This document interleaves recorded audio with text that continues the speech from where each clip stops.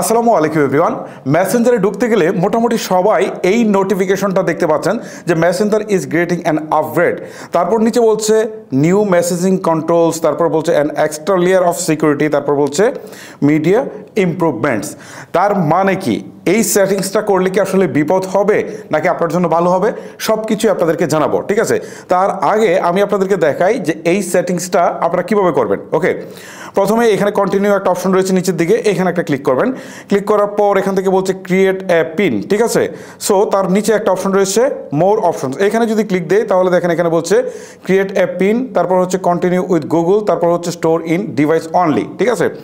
এখন এখানে তিনটা অপশন রয়েছে, আমি আপনাদেরকে বলবো যে এই ক্রিয়েট এ 6 পিন এইটাকেই চুজ করবেন, এইটাই আপনার জন্য সবচেয়ে বেশি বেটার হবে। তারপরে এইটা সিলেক্ট থাকা অবস্থায় নিচের দিকে কন্টিনিউ বাটনে একটা ক্লিক দিবেন, এবারে একটা 6 ডিজিটের একটা পিন নাম্বার দিয়ে দিবেন। ওকে, আমি একটা পিন নাম্বার দিয়ে দিচ্ছি, সেম পিন নাম্বারটা আবারও দিয়ে দিচ্ছি। এখন কিন্তু আমি আমার মেসেঞ্জারে চলে আসছি। ওকে, এখন প্রশ্ন হচ্ছে যে এই পিনটা কেন আমাদেরকে আসলে মেসেঞ্জার সেট আপ করালো, এটা কিন্তু একটা বিষয়। ওকে, এইটা মূলত তারা সিকিউরিটি পারপাস এই পিনটাকে তারা সেট আপ করিয়েছে। সো এইটা করেছেন বেটার। এখন যদি আপনি অন্য কোনো ডিভাইস থেকে আপনার ফেসবুকটাকে লগ ইন করেন, ঠিক আছে, তাহলে আপনাকে প্রথমে হচ্ছে ফেসবুকের যে পাসওয়ার্ড রয়েছে সেটা দিতে হবে। তারপর যখন আপনি মেসেঞ্জারে যাবেন তখন কিন্তু আলাদা করে এই মেসেঞ্জারের পিনটাও দিতে হবে, ঠিক আছে? আপনি তো প্রথমে ফেসবুকটাকে লগ ইন করলেন, তারপর মেসেঞ্জারটাকেও আপনি পিন দিয়ে কিন্তু এখানে ঢুকতে হবে। ওকে, এতে কিন্তু আপনার সিকিউরিটি ব্যবস্থাটা আরও স্ট্রং হচ্ছে।